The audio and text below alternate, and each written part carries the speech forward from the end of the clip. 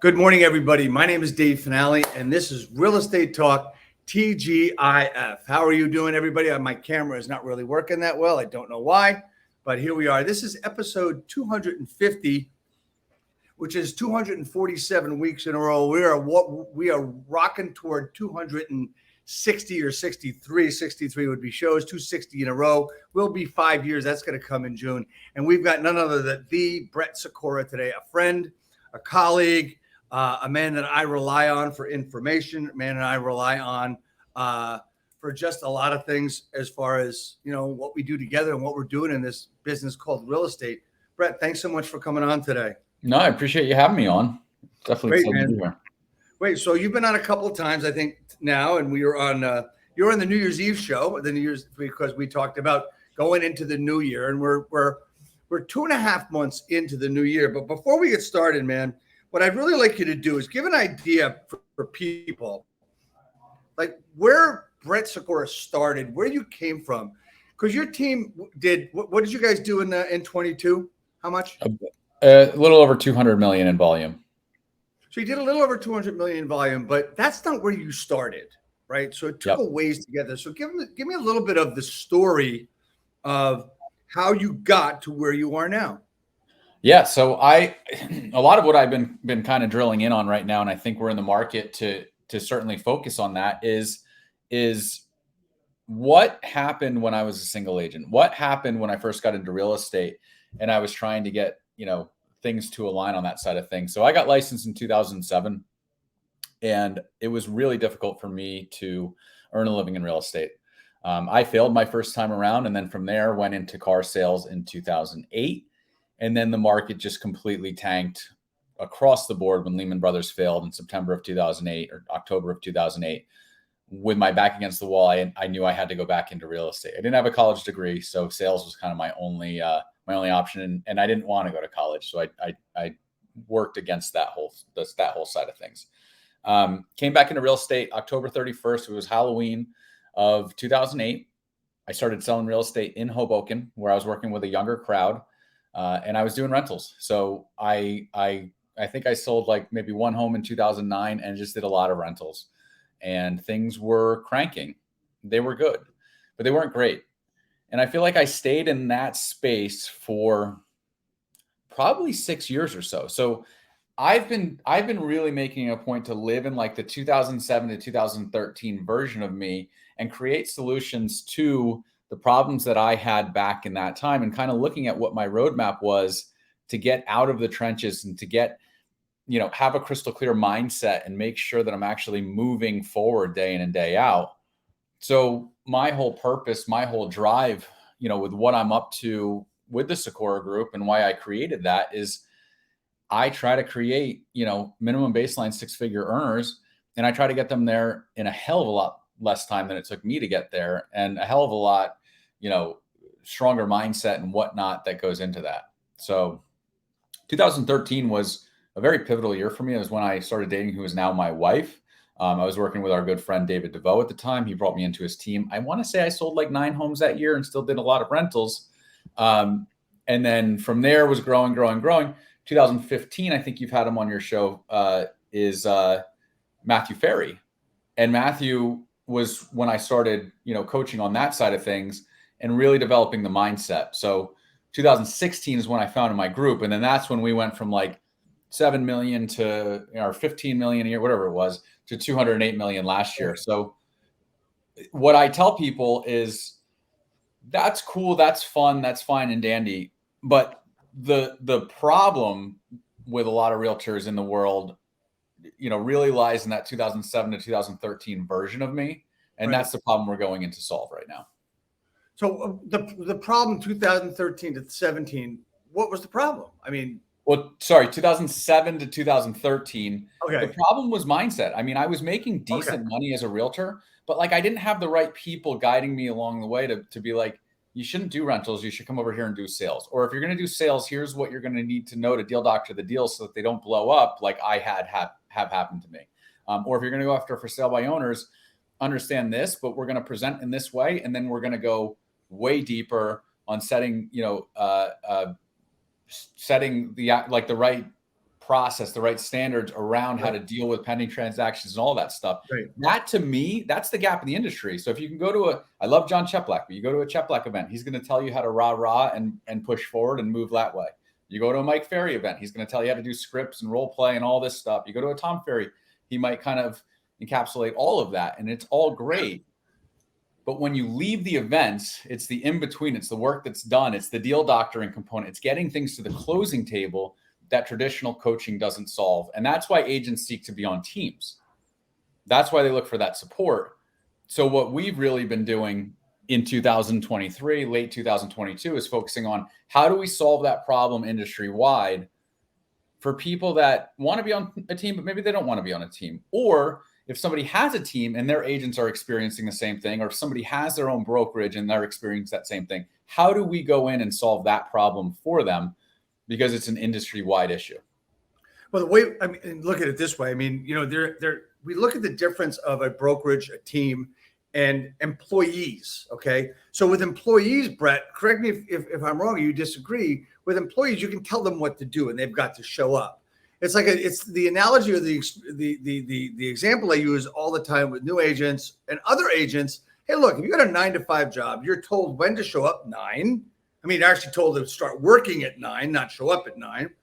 Get the work done. You can take a break here, get the work done, and you can go home, and then you're going to get a paycheck at the end of the week. It would seem to reason that if an agent, new agent, stuck agent, any agent, wanted to get a paycheck every week, they would do these certain things every day and not have to be told. The problem is that we've got the word independent sometimes, and it's in there all the time, but that is the problem that happens to us because we want to do it our way, or agents want to do it their way, and they forget that they don't have that accountability umbrella over their head. Isn't that the first problem? Yeah, I think that's the first problem. And I think that, I mean, you kind of touched on it. I think the scheduling component is the first problem. You know, it's like a lot of realtors, and this was me from 2007 to 2013, I felt like I was busy. I felt like I was working. I felt like I was doing my highest income producing activities, but I didn't stick to a rock solid schedule to really audit that performance. So, all right. The problem is getting the schedule, but you also said something else, is that you basically said that really from 07 to 13 and how most agents work is they're being pulled and pushed in so many different ways. Their mind is being bombarded with so much different types of things that they should be doing, rentals or FSBOs or buyers or Zillow or, you know, pond leads or all this other shit. And they keep going in 25 million different directions. What's the direction that you recommend for a new agent? And not, how do you get them to, first of all, what's the direction? Second of all, how do you get them to not listen to all the outside bullshit?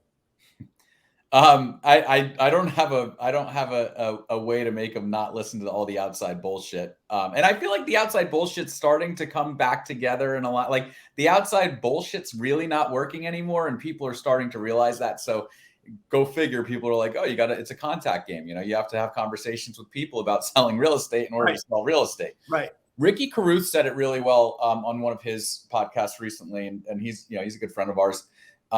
He's like, I'm not a cold calling coach. I'm a have conversations with people about real estate coach. So I don't care if you're DMing people. I don't care if you're on Twitter. I don't care if you're emailing, texting, whatever.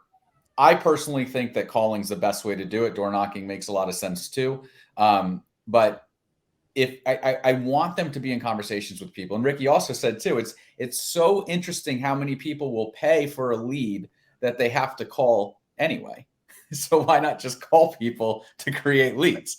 And the people who pay for the leads typically don't convert leads as well as people who call for leads anyway. Like, so the two kind of go hand in hand. But to kind of sum that up, we focus on what's going to empower you. For sale by owners, give you hives and make your skin crawl. I can get you to do that for like a week or two, but you're going to fall off. You're going to stop showing up, and you're going to burn out. If you'd rather have texting campaigns too for sale by owners and you feel better about that, great, let's do that.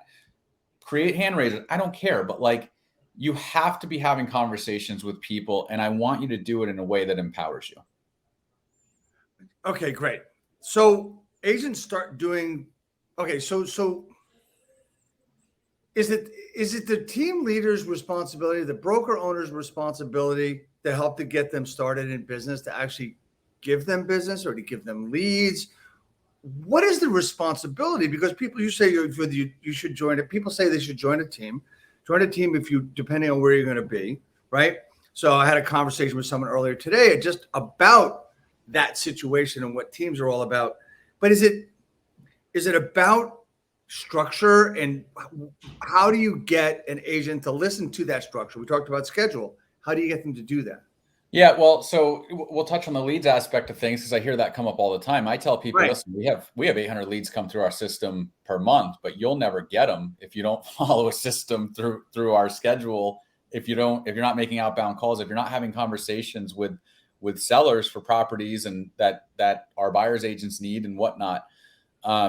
Leads, in my opinion, will actually kill a realtor and kill their growth with what they, with where they could really go if they're just reliant on accepting leads all the time. They're never going to actually hone in on the skills of like what it really takes to be a high level performer. Right. If they're doing that, they're going to neglect, which out of 208 million in sales last year, guess what, guys? 45-50% of that was past client center of influence for us. Like, yeah, we have leads. Yeah, we have Zillow Flex, but it's like 12% of our total operation. So you have to make sure that you're getting on all those other lead levers and stuff like that too. And paid leads, it's great, but I didn't add Zillow into my system even until 2020 because I knew Flex was coming to our area 1 year later. When Flex launched in Phoenix and Atlanta, I engaged with Zillow at that point. So I just bring it up because my team from 2016 to 2000 through 2019 for 4 years did not have leads.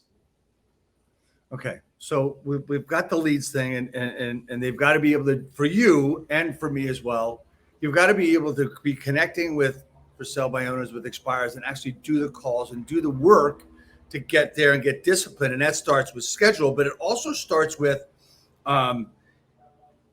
getting systems in place, right? Yep. So we need to get systems in place as a business. So when you start a business, I'm always looking for how to get an agent started quickly and get business quickly.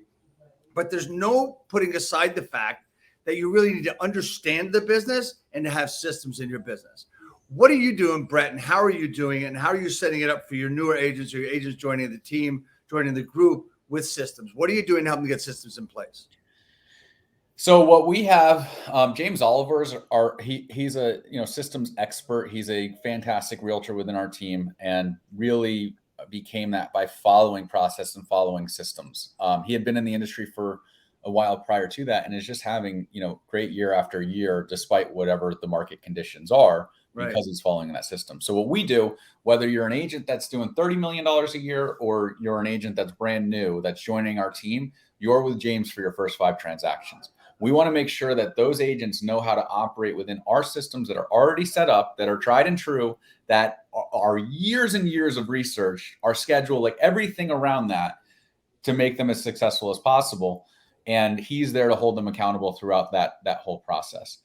There's also, we found too, when we're talking about the training component of the new agent coming in, we train Tuesday mornings, Thursday mornings, and Friday mornings where everybody comes into a group setting in the morning via Zoom. But then we also have specialized trainings outside of that too. So that there's a lot around the agents to really simplify the process of having the conversation with the consumer, the understanding the market conditions, like knowing everything about everything in a simple way, but then running our systems and running our models around that. So, all right. So a lot of teams, and there's one team I'm thinking about in particular, their process is really simple. You learn how to work with buyers first. Mm-hmm. That's the system you're going to work. You're going to use LP Mama, and you're going to go through that entire process, all the scripts and dialogues. You're going to know them backwards and forwards. And when you start getting really good at that, then we'll do other stuff. Yep. Does that make sense? Yeah. And we have a 12 business day onboarding system right now, our skills training system with, built out through Thinkific. And that is their course, which does start with the buy side. It starts with the buyer presentation and practicing that and recording it and getting used to having that conversation. And we actually just shot, a 2-part buyer series, which then is followed up by an 8-week seller boot camp.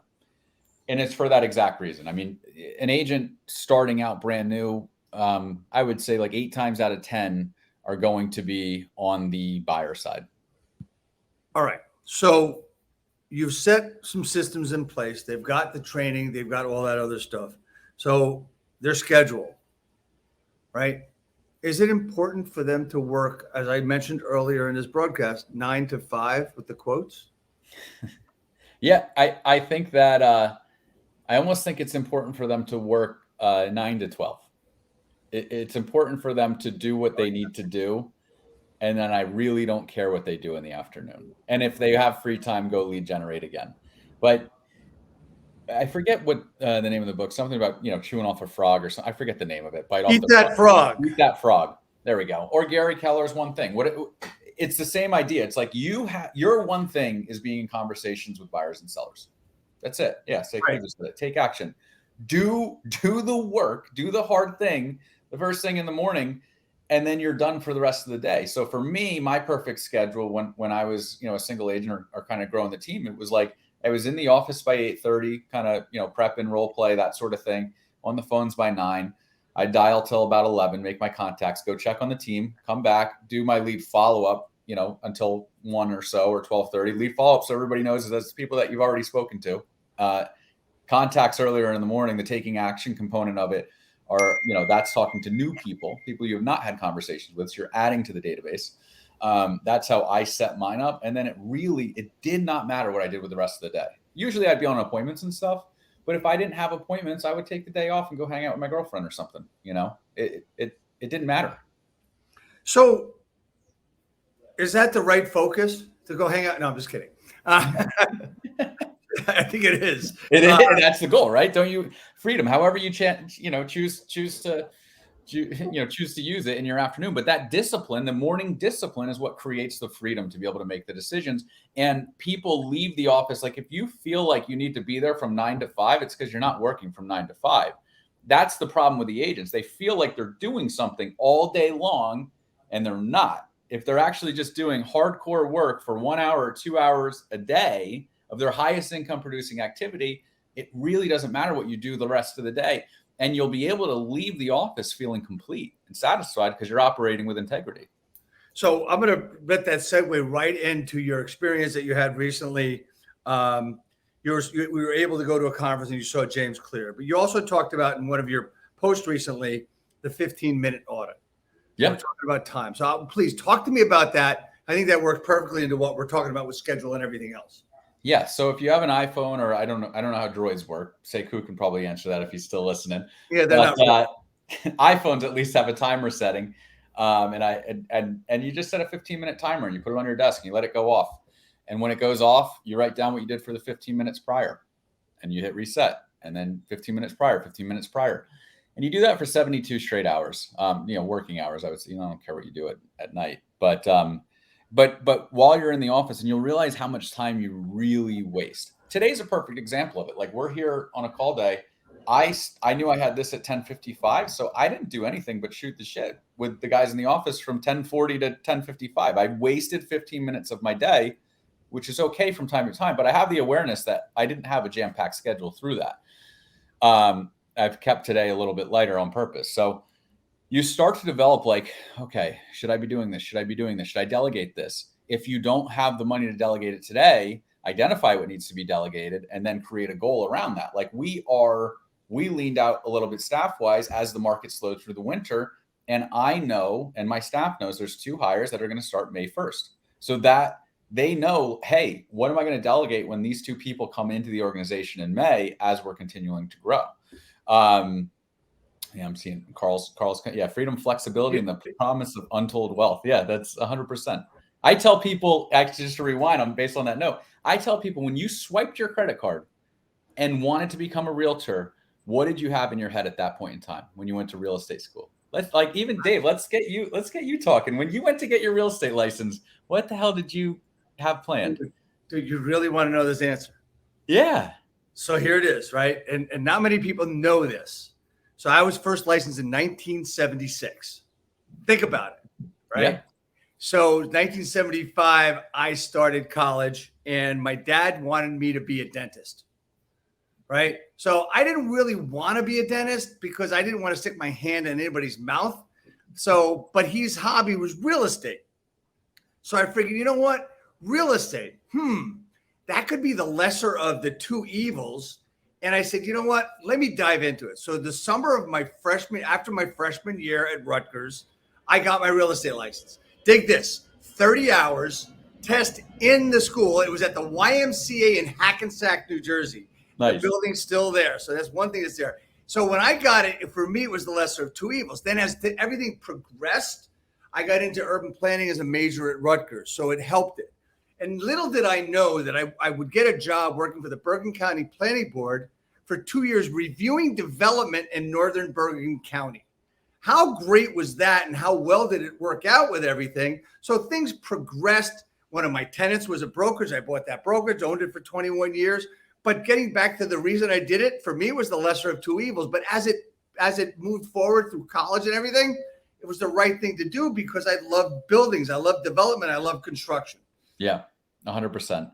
And that's kind of along the line, like mine was to invest in real estate. And I always thought that people who had the real estate license got the better deals up front. And that's the furthest thing from the truth. And I ended up growing a real estate sales team. And now we have access to good deals because there's so many people hunting for them all the time. But yeah, that for me, that was that. And what I, when you're talking about time, freedom, and wealth, a lot of people, when they're swiping their credit card today, aren't getting into it for the same reason you did or I did. They're getting into it because they're beat up by corporate America and they want to go make more than 85 grand a year or something like that, or make more than 100 grand a year. And it really is. It's one of those careers that I see people year one going platinum on like to 500,000 GCI their first year as a realtor. It's insane. And we've got people in our group that are doing fantastic, that have just been licensed post-COVID because they got, furloughed or let go from what they were currently doing. It gave them the opportunity to do this. So Brett, how does that happen? How does someone do 500,000 in GCI in their pocket the first freaking year? I mean, there's a million different ways. They talk to people, they have conversations with people. I think that, the 500,000 GCI component of it, and we just, Brielle's new agent that's joining our team right now, she wants to focus on higher income homes. And that's a decision that you're able to make as well as a realtor. Like there's a lot of homes transacting north of $1 million here in New Jersey specifically. Why not sell those versus the $500,000 home? You're doing the same amount of work, if not less, as the price point gets higher, and earning more income because the clients get easier. So you talked about earlier, and I want to bring something into that. I mean, most agents are not going to do that. Okay. They're not going to do it for a lot of reasons. Number one, they don't have the ambition. When they swipe the credit card, some people say, well, I want to try real estate, or I'm an investor, so I need to get my license, or I want to invest in real estate. And they don't go in it with the real passion or the love of what they want to do, or the love of making money as well. Right. And I believe that the reason you don't see a lot more of that, I mean, that's an exception to the rule. Would you agree with that? Yeah, 100%. Okay. So the reason I don't think you see a lot of it is because that, first of all, as a team leader, you are not restricting agents to whatever they want to do. As long as they're doing the work along the Sikora group lines, it works well with your team, correct? Yeah, we're set up where it's like, hey, here's the box. You can do anything in here, but don't do anything outside of the box. Right, exactly. So with the box, a lot of brokerages, a lot of team leaders, which I am going to tell you, and I did a video yesterday on it, and I'm going to be put out in a day or two about how brokerages are broken and how team leaders are bullshit because they're doing the same thing. They're just being an old style brokerage. They're broken. Why? Because they're limiting agents the moment they walk in the door. Okay, well, first you're going to learn how to do this contract, and then you're going to do this, and then you're going to do that, and none of it's going to get you any business, mind you, but in a month or two, you're going to be ready to really start going at it. That's bullshit because it's not helping them build their business why they got into it. I mean, I get these big corporate companies that bring people in, and their first 6 weeks is training to get to know how the system works. But this is different. This is real different, in my opinion. And you know, I don't care who disagrees with me, but the point is that they're not pushing them along. I don't need to know how to do a contract day one. Yeah. Because the way I'm being taught, in 2 months when I get a contract, I'm not going to remember anyway. Right. So, I mean, in my brokerage, I did that all the time. I taught people how to do forms. What a big mistake that was on my part. Change that. I want you to go out and do business. Yep. Then the biggest problem you're going to have is, Dave, how the hell do I do the contract? That's all right. I got you. Yep. I got you. Right. And that's why I think everything is all the old style brokerages. I don't care, Realogy brands, Anywhere brands, whatever you want to call them. Even KW has gotten into a complacency part where they're just not helping their agents produce from day one. Right. You know? And that's honestly, so, you know, you and I are so in tune with the market, because I feel like our clients are agents essentially. So I'm my business development is having conversations, as Carl would say, my business development is having conversations with realtors. So I'm constantly getting this feedback, and you'd be amazed. Not even like, let's just say the contract training is their first step. You know how many people aren't even doing that? You know how many people don't, you know how many people join a brokerage and they don't even get a first step? Like, it's insane to me. And the problem is, and you've heard me talk about this before, franchise models are so prevalent, and franchise models have the owner that is in charge of their own hiring within, and they might have a complete, the KW or Century 21 in Bergen County or in one town in Bergen County might be completely different than the Century 21 Completely. the next town over, because the owners of the franchises are in charge of hiring their own staff. So like their trainer, their sales, like the people who are in the office getting these agents in production, the experience is completely different. And that's what's cool about, you know, I feel like with what we're doing is it's a very corporate component to it. And then with that, our training is very, you know, very dialed in on that side of things too. So we try to stay very consistent. And that's why even on our team, a lot of the things that we do actually aren't in office, but we have a large coverage area and people plug in Zoom, and everything's recorded too. So if they miss something or they want to play it back later, they're welcome to do so. Yeah. And the important part about the franchise is about the brokerages, and what the hell is going on with my camera? There it is. Brokerages and all those things. I want to put a bow on that real quick, is that I know that the franchises and the big companies are reluctant to put restrictions on what people can do, because they say, well, we just can't. Truth be told, I interviewed for a CEO position at one of the big companies about 10 years ago. And my plan was really simple on how to grow the business. And they said, we can't tell people what to do. Okay, but you can take their freaking money, but you can't tell them what to do and how to build their business to be successful. That's one of the reasons they're broken.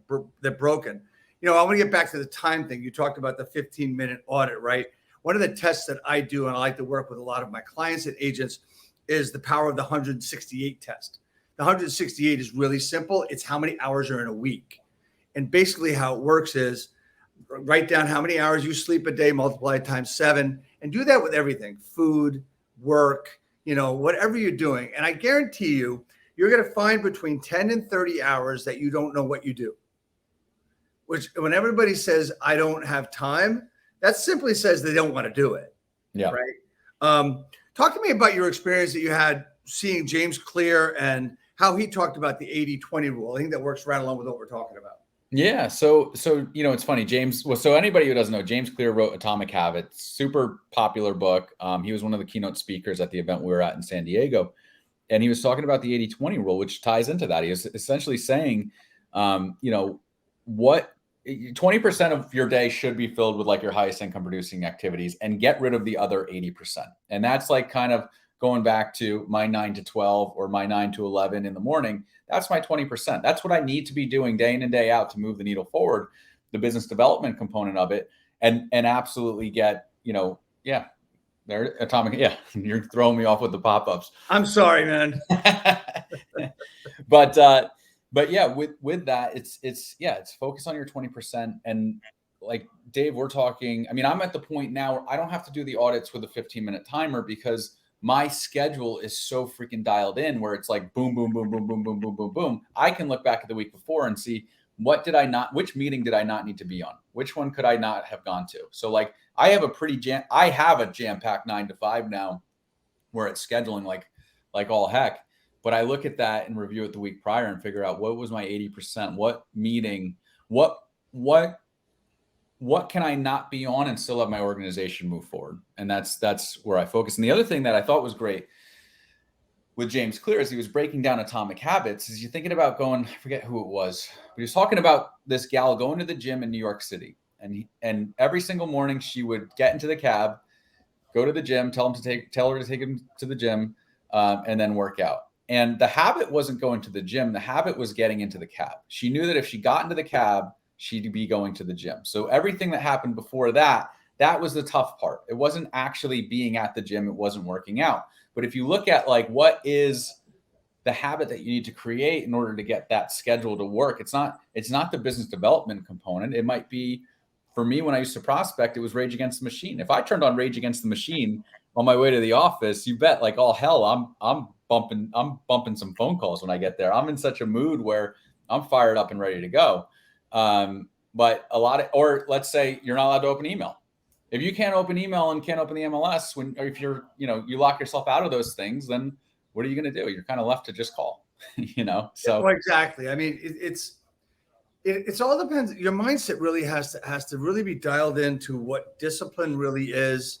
And maybe, okay. So I have this book called 365 Days of Self-Discipline. And I said, should I get it? Because I read 3 different other books in the morning. And I said, all right, I'm going to do it. Right. So one of the things that really hit home with me is discipline.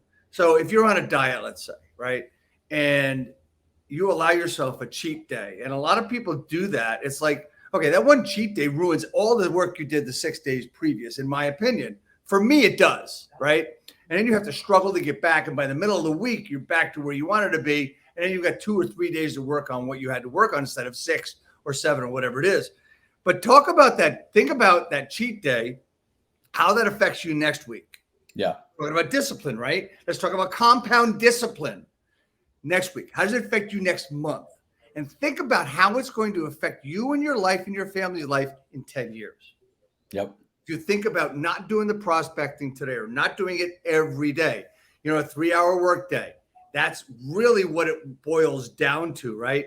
And when you're able to do that and have the discipline, you're really able to look at it. For me, my daily ritual is everything to me. I'm in a hotel room, and I've got to do it quietly so I don't wake somebody up. So I've got a little flashlight doing my reading, I do my writing, and then I'm off to the gym, right? I'm not missing that again.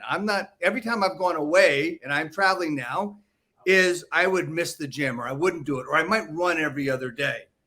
I'm not giving up on that discipline because I've seen the work I've done in the past since I started really heavy duty 5 weeks ago.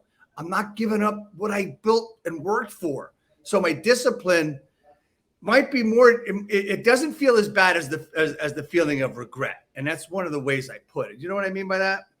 Yeah, and I'm laughing too. I'm thinking of you in a hotel. Imagine like the guy next to you right now is sitting there with a hangover and the walls are thin. They're like, "What the hell is this guy talking about? He won't shut up."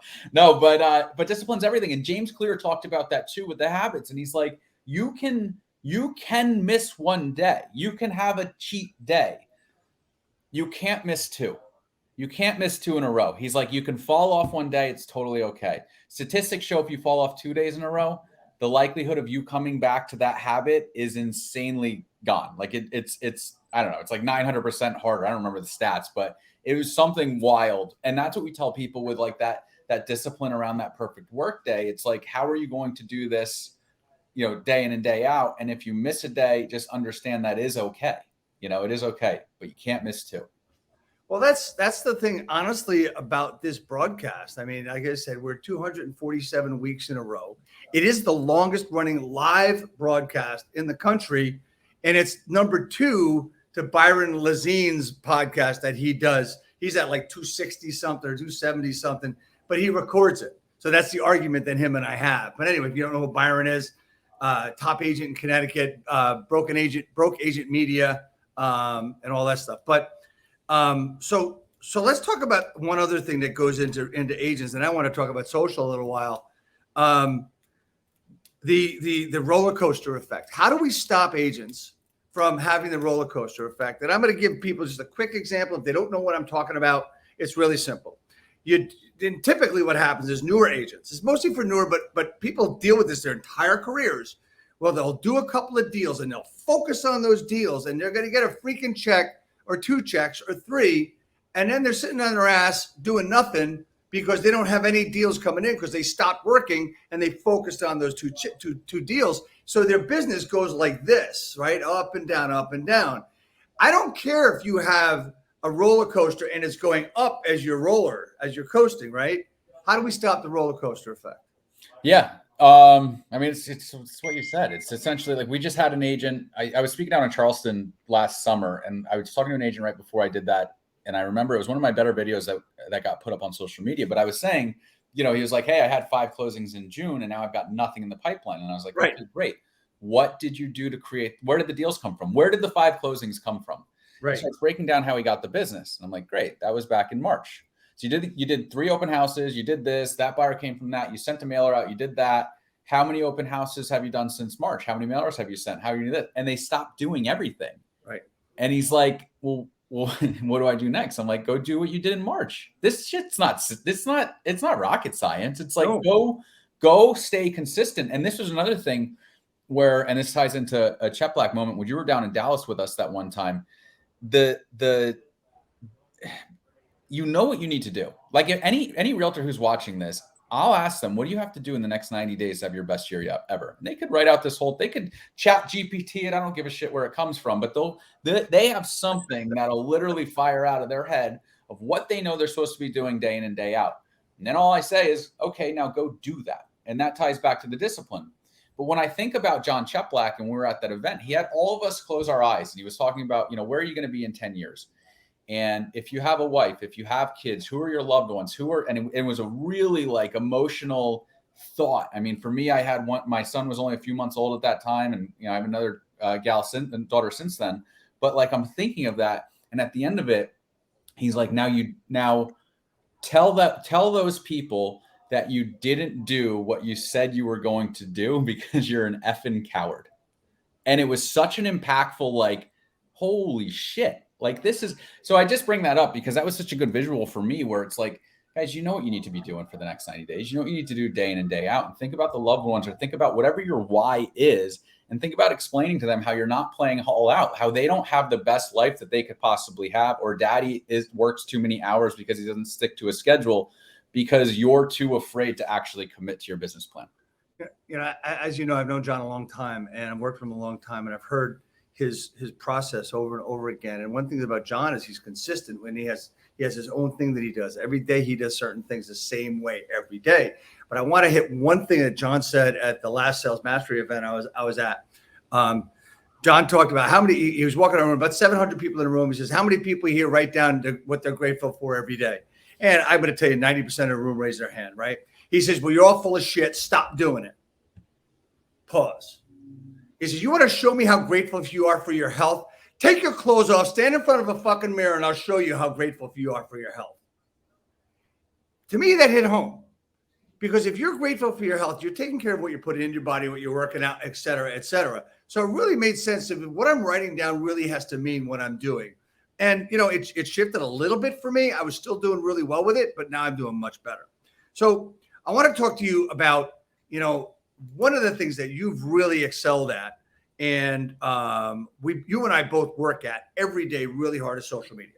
We work on video, we work on content. When I get a content idea, like yesterday, I had to wait 10 minutes at a par 3 because I was playing golf yesterday. I wrote a video and did it, right? And I had 3 people I didn't know that were there, right? They're with me, right? Yep. And I did the video right in front of them. I didn't care. So talk to me about your social media and that part of that aspect, and well as getting it all done and getting it up. Yeah. I mean, for me, it's I try not to overcomplicate it. A lot of the stuff that you see, guys, is just shot with an iPhone 14 Pro. It's shot with a ring light. I have a $30 mic, that I clip on from Amazon for better audio. I really like literally right now I have an iPhone sitting on a tripod right here with no lighting because I forgot to get the ring light, and that's okay. but with that, that's it. It's like I'm just doing. We're just taking action. Like that's you shooting that video. We're just doing. And Lauren Taylor is one of my social media coaches. She's with us, over Right. here. I'm sure I've you know known her. Lauren. I've known Lauren a long time. She's fantastic. And literally I was DMing her yesterday and I'm like, do I need, for my buyer campaign, my buyer training, should I be on YouTube or should I just send the Zooms out? So many people raised their hand that they wanted it. I'm like, should I do a forced registration landing page or am I overthinking this? She's like, you're overthinking it. And I was like, okay, cool. So then I just literally wrote an email, BCC'd everybody and fired it out from my own email. And then I have the people to follow up. They're in my database and stuff like that now, but that's a perfect example. Like, guys, if you look at my social media right now, if you go to Instagram, I have pretty caption videos that had like a turquoise and everything on that. And like they looked cooler and they were branded, but I had to send them off to Fiverr to have somebody edit them. And then I would have them come back and I'd pay $15 each time. And then I learned that the caption aspect of things actually helps develop the SEO and stuff like that on Instagram too, which you don't get if you have pre-captioned videos going in. So I just literally this past week, and it's a heck of a lot easier. I shoot the video with my iPhone. I kind of size it up differently if I need to with just like they're easy apps you can get. And then I post it. And what works well for me is in my notes in my iPhone, I type out what I want to put, like what I want to have the caption be. And then I copy the whole thing from there and I post a video on Instagram. Once it's uploaded, then I post on Facebook, same caption. Then I post on Instagram or TikTok, same caption. And then I go on LinkedIn, same caption. And I started doing this probably, I want to say like February 1st ish. I'm not that far into it, but I've recently recruited about 9 agents to EXP just from the content I'm putting out. We have people who've signed up for our coaching platform from the content that I'm putting out. Like I've really realized that, and I'm the old school Mike, very, pound the phones kind of guy. That's how so I just bring that up. And Dave, I know it's something you had to learn as well. It's like, we just try, like we just move forward. If you go look at my first video I shot, it's on YouTube. You search Brett Sikora YouTube. It's like me sitting in a shirt and tie in 2015, just trying it. And I'm nowhere near where I should be had I tried it harder in 2015. So if you look at my first video, it is on my YouTube channel, my personal YouTube channel. I'll go scroll all the way to the bottom. It was something I tried to do. And this was when the shit hit the fan 14 years ago, where business sucked, right? Yep.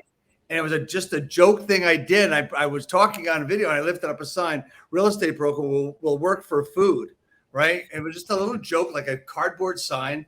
And that was the first video I ever did. And it was on my desk with my, I don't know if I have a webcam or something I did it with. But over the years, I can still do them off the cuff. But I find how I have learned over the years how to better do it. And if you don't start doing it, you're never going to figure out how to do it. But one thing I do know, and I know you'll agree, is you got to do it. Yep. Right? Yeah. I mean, look, don't get us, either of us, wrong. There are agents out there that don't do anything and do very, very well. Yep. They're also been in the business 30 years, and all they do is talk to the people they did business with 20 years ago. Right? And that's the reason why they do so well. Now, I know, Brett, you started really getting into doing your social media a year or two ago. What was the decision that you had to make in order to do that? And what was the reason you did it? It kind of ties into like the Tony Robbins aspect of things where, your income is directly related to the amount of people that you can impact. And speaking on stage, you're able to impact a larger audience. Social media, you're able to impact, a larger audience. So, for me, my views are, and I'm not good at it. I'm better than a lot, but I'm still not like, I have 2,300 followers. I'm not like crushing social media, but I'm getting 6,600 eyeballs on my videos per month. And I'm getting a lot of engagement on my videos too. I'm meeting people. I met, realtors yesterday that I didn't know that are reaching out, asking for help.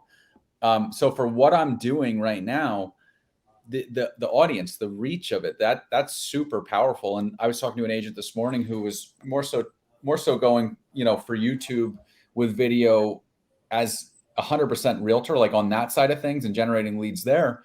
And if you do it well, it's like, yeah, you get so many hand raisers, you get so many people reaching out, but then it gets back into the nitty gritty of the systems, the schedule and everything that we were talking about before. And what Ricky Kruth was saying, where he's like, You can generate a lead, but you still have to call it. You still have to follow a process. You still have to make sure that, you're scaling properly. And that's where we really geek out. Exactly. And it's a matter of, you talked about, you had a question with Lauren about an email or a landing page or whatever, and people may have said email. Okay, so I don't want to send out emails, but here's the thing. It all works together, right? So your social media, whether it's Facebook, Instagram, TikTok, LinkedIn, whatever it is, even Snapchat, it all works together. If you're doing that and you're sending out emails to your niche, to your target, to your client avatar, whether it's client or whether it's agent, whatever it is, it all supports each other, and it's video and it's text. Forget the memes, because that game is over. But you still need to do the video. You still need to do the email. And guess what? How empowered you are the moment you pick up the phone and actually call these people that you're communicating with. That is the top of the iceberg, but the part that works. So it's like the land, sea, and air approach that we've heard that phrase used, right? And that's exactly what you're doing. So, all right. So we've gone through a lot of different things today. We've talked about, time. We've talked about systems. We've talked about the roller coaster. Is there a big concern, or is there something that a lot of agents do that really get them in trouble as far as business and hold them back? Is there anything you can think of that just holds people back and they should get out of and stop doing? I think that people just actually think they're working and they're not. Like, surfing the MLS is not working. Sitting at an open house with a hangover is not working. Like, getting to an open house 2 hours before and door knocking 50 neighbors' doors, that's working. Like, you're working. You're going to win. It's just, you like do 8 of those a month, you won't fail. You'll probably sell. If you would door knock 50 doors before every single open house and you do 8 of them a month, you'd probably sell 40 homes your first year. And you'd probably. Are you saying doing Saturdays and Sundays every weekend? Literally, like, I would challenge somebody, go door knock Saturday and Sunday every weekend and don't work Monday through Friday. Work for like 4 hours on the weekend and then don't work the rest of the week, and just do that. But that's kind of like, that's my whole thing is, whatever your lead source is going to be, like, go deep in it. Go be the best at it. Be the open house king. Be the for sale by owner king or queen. Like, be the best expired agent. Have a process.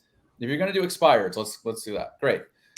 Are you going to overnight a CMA for, $8 or $12, whatever it costs to each one that you're having good conversations with? Are you going to send them handwritten note cards? Like, are they going into your CRM? Are they set up on e-alerts? Are they put into, like, what is your follow-up plan? What is your nurture cadence with that person? Like, how are you really going to differentiate from the other 800 people that are calling that expired? And the expired relist, somebody's winning that battle. So is it going to be you? Are you going to win the for sale by owners? Are you going to win, are you going to be the person they choose when they walk into your open house and you've got Michael Bolton playing with Fiji water and the experience is completely different? Or, you know what I mean, though? But like, that, obviously Michael Bolton's the joke component of it. But like, when people like walk into open houses, are you the person that's set up where you are an absolute pro and they walk in and say, holy shit, that was different? Or are you just going to go through the motions? And I think that's where people like, Tom Ferry says it. Are you something, or are you committed? Are you committed to really dominating what you do? Yeah, I agree 100%. And it's, I have to laugh every time people talk about open houses and how they do them. No matter how much you and I talk about how to do an open house, door knock 2 hours before, call for sale by owners and expireds all week and invite them to your open house, that kind of thing. And then no matter how much we talk about it, agents call, hey, Dave, can I borrow your open house signs? I said, yeah, when are you going to pick them up? So I'll pick them. Let's see, my open house is at 1. I'll pick them up at noon. Are you fucking kidding me? Yeah. Right? I mean, do your job, be a business. Okay, so we've gone through a lot of different stuff.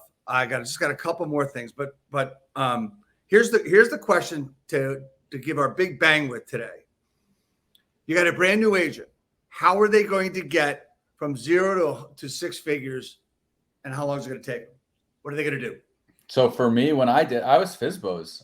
And you and I have talked about this before. Yeah. I think if somebody wants to make money in the shortest amount of time, it's for sale by owners. You'd be amazed at how many agents that are experienced don't go near for sale by owners. So it really is a newer agent game that are like out there listing them. Mike Kotler's a good buddy of ours. He was asking me one time, he's like, if you were so good at FSBO, why'd you stop? And I was like, because I never liked doing it. It's just it's what I had to do to generate income, you know? And when I figured out other ways to generate income, I moved on from there. I think that too, you know, you should be pretty jam-packed with open houses too. I mean, when I was a new agent, I was begging to sit open houses, and it blows my mind that, you know, people make them feel like a chore or something like that, or they bitch when one person came in versus, you know, 12 the week before. And I don't get it. I don't get the mindset component. So I think that, you know, if you're a new agent, if you're just starting out, like, go fight, get out there and fight, and just make this a contact sport where you're having at least 20 new conversations with people day in and day out about whatever topic you decide to be an expert in. So I need to ask you one other question that has come up a lot for me. Well, I called all the FSBOs that I could. What do I do now? I called them. It's an hour and a half. I called them all. Nobody answered. 3 people answered. What do I do now? Yeah. So when I was prospecting back in the day, it was expired. I would start the day with expireds. I'd hit all them first. Then I'd hit every single for sale by owner. And then the new ones that came up. The other ones would be in my lead follow-up side of things. And then I'd go into circle prospecting and I'd finish my contacts there, or sphere of influence or whatnot. So that's what I would say. Great. You hit all the for sale by owners. I mean, unless you're selling like 40 homes a year with only for sale by owners, you better add another lead source in there. So that's, keep going. You're not done. Here's what I would ask. You called all the for sale by owners. Great. What's your contact goal for the day? And then they tell me 20. Okay, great. How many contacts did you make calling them for sale by owners? They'd say 7. I say, okay, great. So go find 13 more contacts. There you go. That's easy. Okay. So I got 2 things and an ending. So the first thing is I forgot to ask you a question at the beginning of the broadcast. I forgot. I don't know how I did this. I was just so excited to have you on. You want me to just answer it without you asking? What does TGIF stand for? Thank God it's Fanale. There you go. I've been on here enough. You have. I don't know how I forgot that. I didn't play the intro video. What the hell's wrong with me? Anyway, freestyling. I guess so, you know. So, okay. So, man, this has been a great bit of information. Everyone needs to, if they didn't watch this from the start, they need to go back and watch it again. It's always going to be on my personal page on Facebook. We'll cut it up with bits and pieces over time and use it forever. So you'll be able to see Brett's great face and his insights to everything over time. Brett, last question I have for you today is, how do I help you grow your business? Keep doing what you're doing, man. Let's just keep, but not necessarily grow my business. Help me with my why, which is I want more agents winning in this business. And I know you tie heavily into that. So that's where I go deep, man. We're just, you know, changing the game one agent at a time, and whoever will listen to us talk and listen to what we're preaching.